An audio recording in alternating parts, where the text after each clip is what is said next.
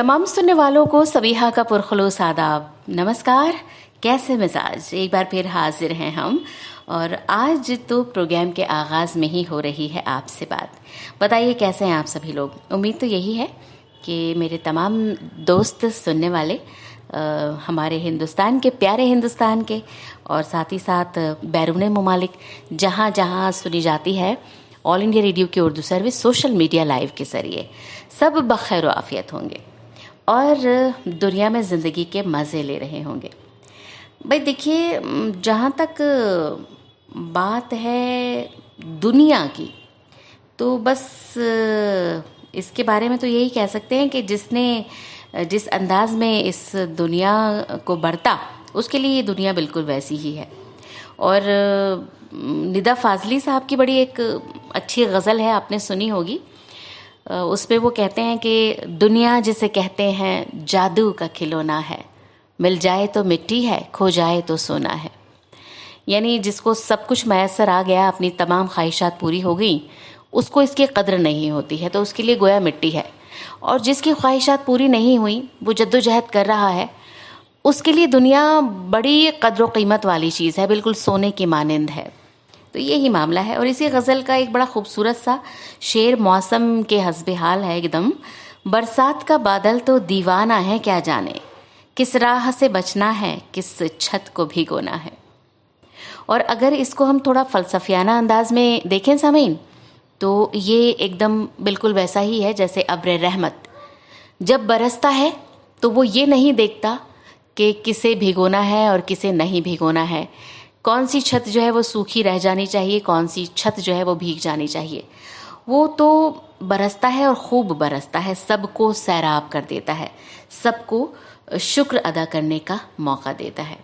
तो बरसात का मौसम शुरू हो चुका है हिंदुस्तान में, और अब ये मौसम और ज़्यादा एहतियात चाहता है। आप सभी लोग अपनी सेहत के तईं ज़रा सी भी गफलत ना बरतें, बरसात का मौसम एंजॉय करें। और फ़िलहाल हम ये देखते हैं कि मुल्क कौम के, दुनिया के क्या हालात हैं। यानी अब नज़र डालते हैं अब तक की अहम सुर्खियों पर। मुल्क में कोविड-19 के अब तक 3,47,979 मरीज़ हो चुके हैं शिफायाब। शिफायाबी की इस वक्त शरह 59.4%। दिल्ली में कोविड-19 के रोज़ाना आने वाले मरीजों की तादाद में कमी, शरह शिफायाबी 67%। हिंदुस्तानी अवाम ने चीन की 59 ऐप्स पर पाबंदी का किया खैर मकदम। जम्मू कश्मीर के सोपोर में एक दहशतगर्दाना हमले में सीआरपीएफ का एक जवान और एक शहरी शहीद। बैनुल अक़वामी मुशाहिदीन ने वज़ीर आज़म के गरीब कल्याण अन्न योजना की सताइश की। हांगकांग में बीजिंग की जानिब से कौमी सिक्योरिटी कानून के निफाज के बाद अमेरिका ने चीन को जवाबी कार्रवाई का दिया इंतबाह। G7 मुल्कों ने भी हांगकांग में कौमी सिक्योरिटी कानून के निफाज की तनकीद की। अपने कौमी दिन के मौके पर डॉक्टरों ने कोरोना वायरस से लंबी लड़ाई लड़ने का किया अहद। और पायलटों की जाली लाइसेंस की खबर सामने आने के बाद यूरोप ने पाकिस्तान इंटरनेशनल एयरलाइंस की परवाज़ों पर आयद की पाबंदी। तो ये थी अब तक की अहम सुर्खियाँ। और चलिए, अब चूँकि बात हो रही है कि डॉक्टर का दिन है और उन्होंने अहद किया है, और हमारा भी अहद है कि हम अपने इस प्रोग्राम के ज़रिए आप तक सेहत के हवाले से कोई ना कोई अच्छी बात पहुँचाते रहेंगे। आज सैनिटाइजेशन के हवाले से कुछ बातें डॉक्टर साहिबा आपसे करेंगी, तो आइए सुनते हैं। नमस्कार, मेरा नाम डॉक्टर अनिका गुप्ता है और आज मैं आपसे भारत में और विश्व में चल रही महामारी कोरोना के बारे में थोड़ा सा शेयर करना चाहूँगी। सबसे ज़रूरी जो सब बात करते हैं वो है हाथों को साफ़ रखने के बारे में। तो ये बहुत ज़्यादा प्रचार किया गया है इसका कि हाथों को साफ़ रखने के लिए या तो हम साबुन से हाथों को धो सकते हैं पानी के साथ, पर सिर्फ धोना काफ़ी नहीं है। 20 सेकंड के लिए कम से कम आप हाथ धोएं, ताकि अच्छे से हर अंग हाथ का, उंगलियों के बीच, नाखून के नीचे, हथेली पे, हथेली के पीछे, सारे हिस्सों में आप साबुन का झाग बना सकें और वो वायरस को नष्ट कर सके। इसके अलावा अगर घर पर नहीं है और एक आसान तरीका चलते फिरते हाथ साफ़ करने का, हैंड सैनिटाइज़र्स की काफ़ी बात हो रही है। हैंड सैनिटाइज़र्स अपने आप में उनमें साबुन नहीं होता है, पर उनमें अल्कोहल होता है। पर सिर्फ अल्कोहल होना काफ़ी नहीं है, अल्कोहल की मात्रा कम से कम 60 से 70% होनी चाहिए, तभी वो हैंड सैनिटाइज़र आपके हाथों को साफ़ करने में कामयाब रहेगा, तभी आपके हाथों में अगर वायरस है वो उससे मरेगा। अपने आप में अल्कोहल का जो पदार्थ है वो हमारे वायरस के साथ जाकर चिपक जाता है और उसको नष्ट कर देता है। इसीलिए ना पानी की ज़रूरत पड़ती है और अपने आप में अल्कोहल अपने आप उड़ जाता है और हमारा हाथ सूख भी जाता है, हमें पोंछने की भी ज़रूरत नहीं पड़ती है। पर हैंड सैनिटाइज़र के साथ भी इस बात का अवश्य ध्यान रखना पड़ता है कि आप हाथों के हर हिस्से में हैंड सैनिटाइज़र को मलें। ये नहीं कि सिर्फ आगे आगे रब कर लिया, पूरे हाथ को करना होता है। पर इसमें 20 सेकंड की प्रतिनिधि को फॉलो करने की कोई ज़रूरत नहीं रहती है। अपने आप में अगर आपने सही मात्रा में लिया है कि आपका पूरे हाथ पे वो फैल पा रहा है तो वो काफ़ी रहता है। ये बहुत ही मामूली चीज़ है जिसके बारे में हम सब अगर ध्यान रखेंगे तो हम अपने आप को इस महामारी से सुरक्षित कर सकते हैं। तो मैं सबसे यही निवेदन रहेगा कि सब इस पे ध्यान दें। धन्यवाद। डॉक्टर अनिका गुप्ता ने सैनिटाइजेशन के हवाले से बड़ी उम्दा और मुफीद बातें बताई। और आज दोस्तों डॉक्टर्स का कौमी दिन है।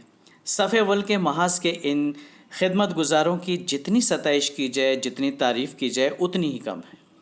अपनी ज़िंदगी को दाव पर लगाकर, अपनी ज़िंदगियों की कुर्बानी देकर जो खिदमत इन्होंने अंजाम दी है, इनके जज्बे, हौसले और हिम्मत को सलाम करती है ऑल इंडिया रेडियो की उर्दू सर्विस की पूरी टीम।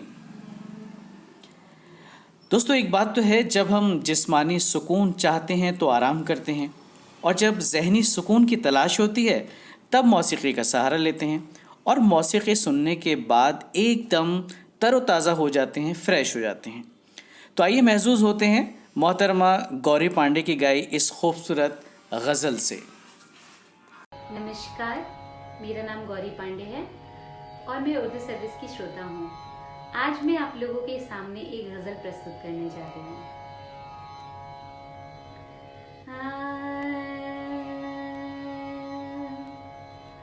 भूली बिसरी चंद उम्मीदें, चंद फसाने याद आए, भूली बिसरी चंद उम्मीदें, चंद फसाने याद आए,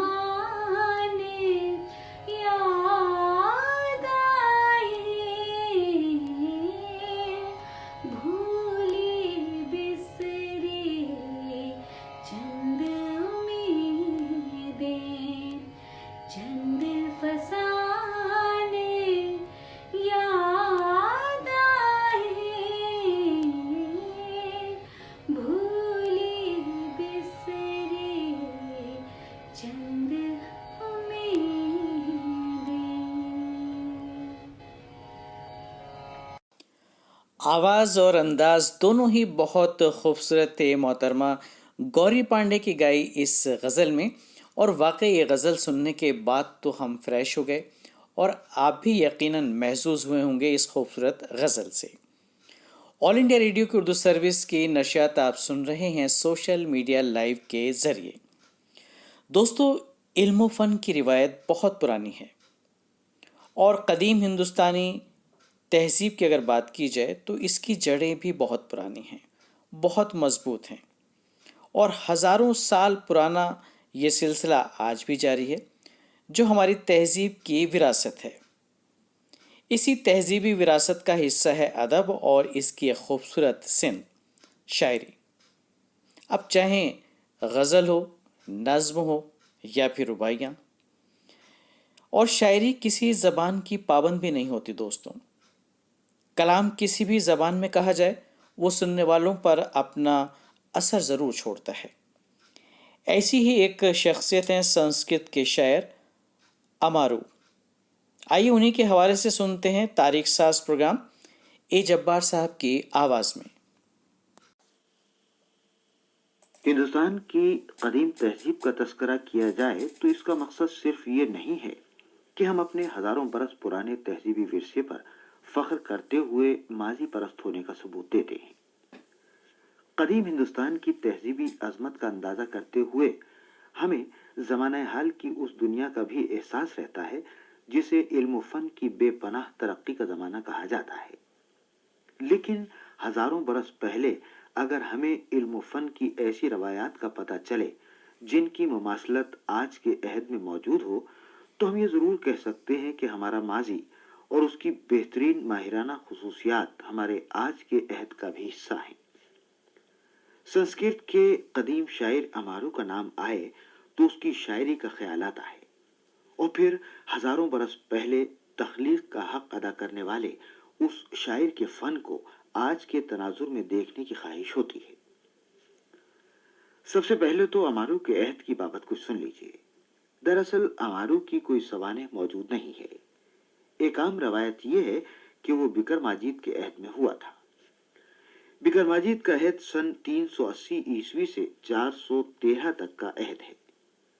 चूंकि अमारू के बारे में कोई सवानही शहादत मौजूद नहीं है, इसलिए अमारू को कदीम हिंदुस्तान के आजमुना वुस्ता का शायर कह दिया जाता है।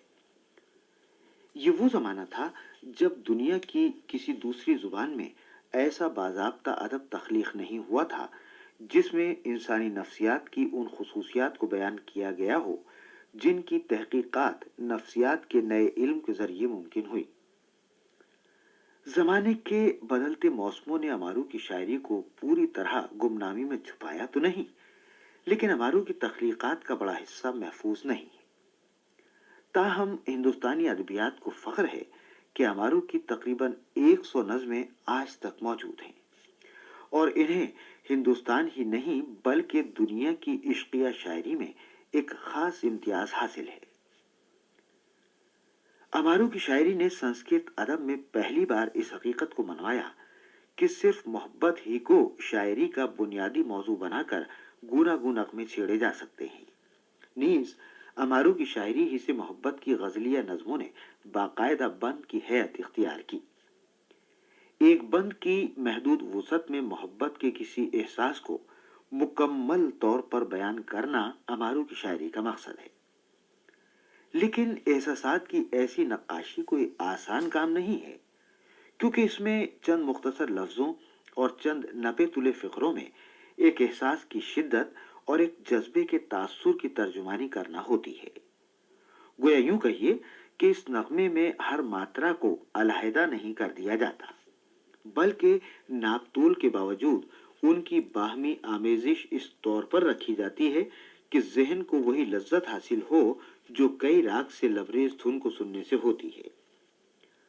अमारू की नज़में 5 छोटे छोटे हिस्सों में मुनक़सिम हैं। पहला हिस्सा मर्द के जज्बात पर मुश्तमिल है, दूसरा औरत के एहसासात पर, तीसरे हिस्से में मर्द और औरत की बातचीत और नोक-झोंक है, चौथे में औरत के मुताल्लिक जज्बात हैं और 5वें हिस्से का उन्वान मुशाहिदात है। कदीम नक्काद आनंद वर्धन की राय में अमारू की नज़में शायरी के अमृत से लबरेज हैं।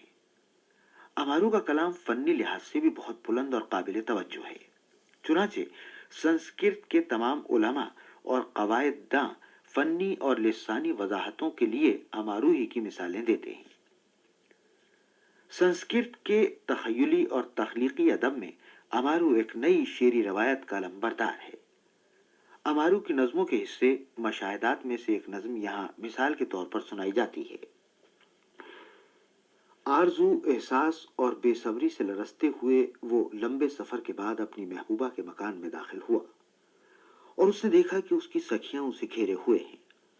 उसकी सखियों को अपनी मुलाकात बढ़ाने में एक तीखा मजा आता था, लेकिन उसकी महबूबा उससे भी ज्यादा मशाक थी और ये चिल्लाते हुए, उई ये क्या काट गया, उसने घूंघट से अकेले दिए की लौ को बुझा दिया जो वहां जल रहा था और अंधेरे की वजह से उसकी सखियां रुखसत लेकर चल दी। अमारू की नज्म का ये नसरी तर्जुमा है। असल शायरी की खुसूसियात तर्जुमे में मुंतकिल नहीं हो सकती, लेकिन इस मुख्तसर सी नज्म से ये अंदाजा लगाया जा सकता है कि अमारू ने हजारों बरस पहले इंसानों में इश्क की उन नफ्सियात को शनाख्त किया था जिसकी तफसीर में अब तक हजारों सुफात लिखे जाते रहे, लेकिन इंसानी जज्बे के उस लम्हे का हक अदा नहीं हुआ जिसे तख्लीक और शेर का आला तखय्युल ही बयान कर सकता है। माजी के धुंधलकों में गुम अमारू की शख्सियत एक ऐसे एहसास और तारीख साज फनकार की शख्सियत है जिसने इंसानी एहसास की लतीफ तरीन लहरों को बिल्कुल उसी तरह महफूज करने की कोशिश की जिसे आज की साइंसी तरक्कियात का ज़माना भी पूरी तरह बयान करने से कासिर है। सदाए नौ के तहत अपने कलाम से महजूज कर रहे थे सुहेल साकिब, और अब आपसे एक बार फिर मुखातिब हो रही हैं आपकी हमारी सबकी प्यारी कोयल दीदी यानी सबीहा फजल अपनी दिलचस्प बातों के साथ। आइए सुनते हैं क्या फरमाती हैं सबीहा फजल। गजल का मतला समाप्त कीजिएगा। शम्मा गुल बे कली में क्या करते, शम्मा गुल बे कली में क्या करते, शम्मा गुल बे कली में क्या करते, रात भर चांदनी में क्या करते, रात भर चांदनी में क्या करते, जिसकी तकमील हो अंधेरे में, जिसकी तकमील हो अंधेरे में, काम वो रोशनी में क्या करते, काम वो रोशनी में क्या करते, जिंदगी पर सदा रहे नादिम, जिंदगी पर सदा रहे नादिम, और हम जिंदगी में क्या करते, और हम जिंदगी में क्या करते, हमने तकरीब ज़ख्मे दिल की थी, हमने तकरीब ज़ख्मे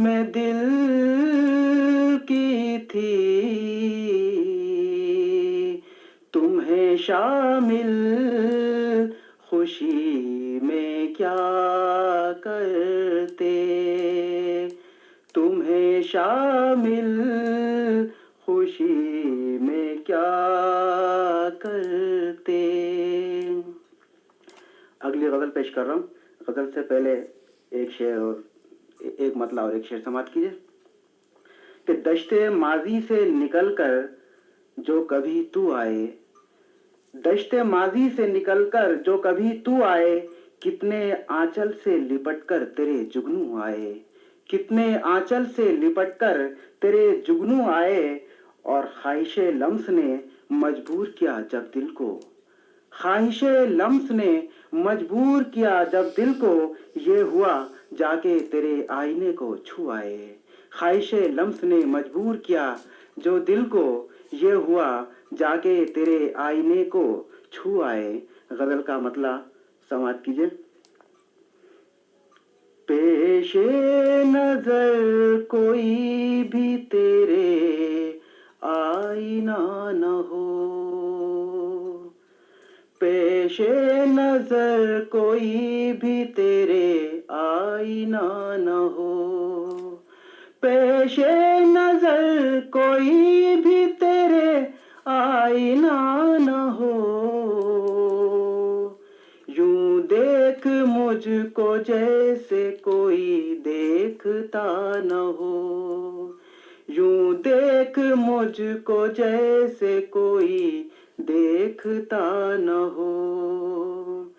इन रास्तों में वक्त की रफ्तार तेज है, इन रास्तों में वक्त की रफ्तार तेज है, इन रास्तों में वक्त की रफ्तार तेज है। एकदम से दिल ठहरने में कुछ हादसा न हो, एकदम से दिल ठहरने में कुछ हादसा न हो। घबरा रहा हूँ तेरी शनासाइयों से मैं, घबरा रहा हूँ तेरी शनासाइयों से मैं, घबरा रहा हूँ तेरी शनासाइयों से मैं। इस शहर में भी कोई मुझे जानता न हो, इस शहर में भी कोई मुझे जानता न हो। मैं भी कभी फरार सफर से न कर सकूं, मैं भी कभी फरार सफर से न कर सकूं, मैं भी कभी फरार सफर से न कर सकूं। तेरे मकान में भी कोई रास्ता न हो, तेरे मकान में भी कोई रास्ता न हो।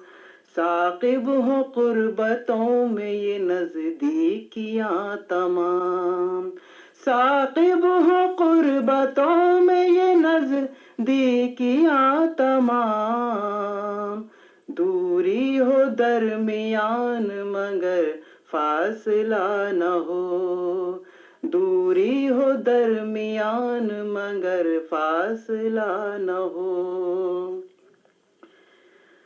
खूबसूरत सी गजल हो जाओ, झील में उतरो कमल हो जाओ, अपने कदमों में मेरा सर रखकर तुम भी मुमताज महल हो जाओ, अपने कदमों में मेरा सर रखकर तुम भी मुमताज महल हो जाओ। खाली औकात में अहबाब नहीं आते हैं, ख्वाब देखो तो कभी ख्वाब नहीं आते हैं। अब तेरे सामने एक गर्द सी उड़ जाती है, अब तेरे सामने एक गर्द सी उड़ जाती है। अश्क भी आंखों में पुराब नहीं आते हैं, अश्क भी आंखों में पुराब नहीं आते हैं। सदाए नौ के तहत अपने कलाम से महसूस कर रहे थे सुहेल साकिब। और अब आपसे एक बार फिर मुखातिब हो रही हैं आपकी हमारी सबकी प्यारी कोयल दीदी यानी सबीहा फजल अपनी दिलचस्प बातों के साथ। आइए सुनते हैं क्या फरमाती हैं सबीहा फजल। तमाम सुनने वालों को सबीहा की तरफ से एक बार फिर से है आदाब, अस्सलाम वालेकुम। नईम साहब, आपका शुक्रिया एक बार फिर से मौका देने के लिए। वैसे तो सामीन मेरा आदाब सलाम मिजाज पुरसी हो चुकी है उन तमाम लोगों से जो बिल्कुल आगाज़ से ही प्रोग्राम सुनते हैं।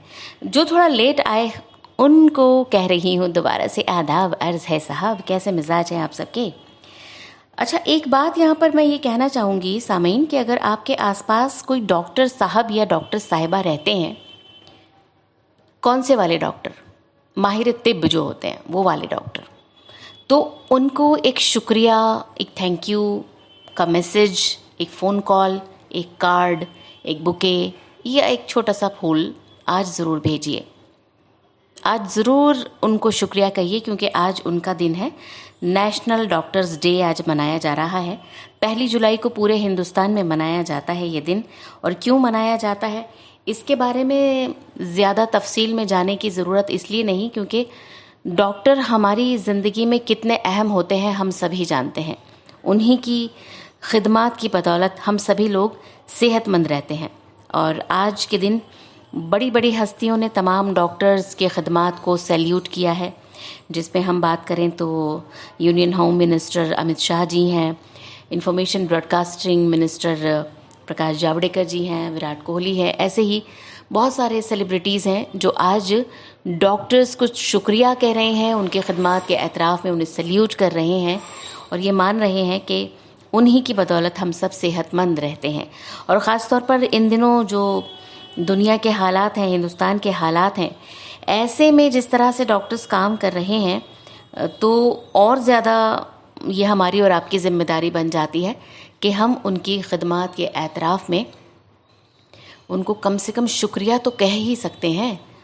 किस तरह वो दिन रात लगे हुए हैं, बल्कि बड़े अफसोस की बात है कि बहुत सारे लोग कोविड का इलाज करते हुए ख़ुद भी इन्फेक्टेड हुए और जाँ बहक हो गए।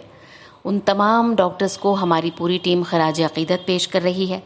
और वो डॉक्टर्स, नर्सेज, मेडिकल स्टाफ जो दिन रात पेशेंट्स की खिदमत पर मामूर है, उन सब को हम यहाँ खराज तहसीन पेश कर रहे हैं। आज के दिन के हवाले से अगर बात की जाए तो ये 1 जुलाई का जो दिन है नेशनल डॉक्टर्स डे के तौर पर मनाया जाता है।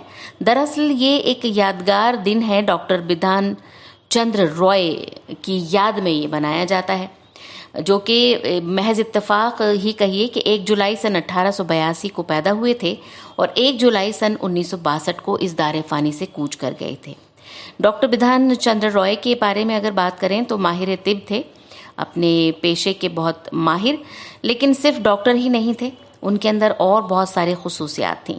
ये कहिए कि डॉक्टर रॉय की जो शख्सियत है, हमा जहत शख्सियत है, वो हमारे मुल्क में एक लंबा अरसा आज़ादी की लड़ाई से भी जुड़े रहे और इसके अलावा हिंदुस्तान की हुकूमत की जानिब से, हुकूमत हिंद की जानिब से उन्हें उनकी तिब्बी खिदमात के एतराफ़ में साथ ही साथ जो मुल्क व कौम की उन्होंने दीगर खिदमात अंजाम दी, उनके एतराफ़ में हाईएस्ट जो सिविलियन अवार्ड है हमारे यहाँ का, भारत रत्न, आपको अता किया जा चुका है।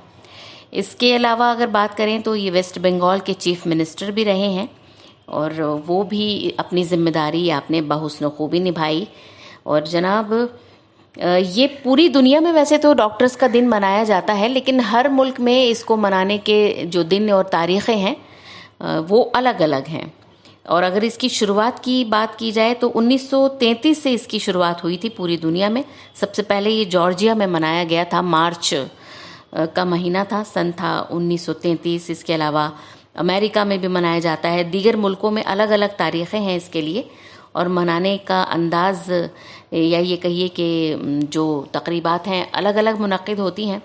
बहुत सारी एक्टिविटीज़ ऑर्गेनाइज्ड की जाती हैं लोगों के दरमियान एक तरह से अवेयरनेस पैदा करने के लिए कि डॉक्टर्स का पेशा जो है वो कितना मुअत्बर है और किस तरह हमें इनकी खिदमात का एतराफ़ करना चाहिए और कोशिश करनी ये चाहिए कि कई बार ऐसी सूरत हाल हो जाती है ना कि अगर मान लीजिए कोई नुकसान हो जाता है, कोई अपना हमारा जिसको हम बड़ी उम्मीद से लेकर जाते हैं हॉस्पिटल, डॉक्टर अपनी पूरी कोशिश करते हैं लेकिन हर बार वो कोशिश कामयाब नहीं हो पाती। तो जो लोगों का रवैया होता है वो बहुत एकदम से बहुत अलग तरह का हो जाता है। बहुत गुस्सा होने लगते हैं, चीखो पुकार होने लगती है, हमले करने लगते हैं डॉक्टर्स के या स्टाफ के साथ, एक गैर मुहज़्ज़ब रवैया अपनाते हैं। तो ये सारी की सारी चीज़ें जो हैं ये नहीं होनी चाहिए, क्योंकि इस बात पर तो यकीन है कि जैसे हमने खुदा को नहीं देखा लेकिन खुदा के रूप में ही कहीं ना कहीं ये माना जाता है कि ज़मीन पर ये दरअसल भगवान का रूप है डॉक्टर, जो अपनी जान की परवाह ना करते हुए लोगों की जान बचाने के लिए सरगर्दा रहते हैं, अपनी पूरी कोशिश करते हैं और दिन रात। आजकल जो सूरत हाल है उसमें ना तो शिफ्ट वाला मामला है कि कितने किस डॉक्टर की शिफ्ट है, कितने घंटे उसको अपनी ड्यूटी देनी है, कब उसे छुट्टी मिलनी है, कुछ नहीं है अंदाज़ा। 24 घंटे 24/7 उनकी खदमात का जो सिलसिला है वो जारी है। तो इसीलिए मैंने कहा कि हमें भी कम से कम हम इतना तो कर ही सकते हैं कि उनकी हौसला अफजाई करें, उन्हें ये एहसास दिलाएं कि उनका होना हमारे लिए बाइस रहमत है, उनकी मौजूदगी हमारे लिए बाइस तक़वियत है, उनकी मौजूदगी हमारे लिए एक मज़बूत एहसास है कि वो हैं तो हम हैं। और यकीनन मुझे उम्मीद है कि आप यकीनन अपने आसपास के जो भी डॉक्टर हैं, आपके दोस्त अहबाब में हैं, पड़ोसी हैं, आपके जान पहचान में हैं कहीं ना कहीं, तो उन्हें एक प्यारा सा थैंक यू ज़रूर बोल दीजिएगा आज। सच्ची मानिए आप बहुत खुश हो जाएंगे वो। बस इतनी ही बात मुझे आपसे कहनी थी। अच्छा, अब देखिए एक प्रोग्राम का वक्त भी हो रहा है, तो मैं और नईम साहब दोनों रहे आज प्रोग्राम में। अब हम आपसे इजाज़त चाहेंगे। प्रोग्रामों का सिलसिला इसी तरह से जारी रहेगा। हमारी हौसला अफजाई के लिए आप इसी तरह से आया कीजिए और अपने कमेंट्स भी देते रहा कीजिए, अच्छा सा लगता है। ओके, तो इंशाल्लाह फिर होगी मुलाकात। खुश रहिए, घरों में रहिए, गैर ज़रूरी तौर पर बाहर ना निकलिए, सेफ रहिए। मिलते हैं जल्द ही। आज का ये प्रोग्राम आप ख़त्म होता है। खुदा हाफिज़।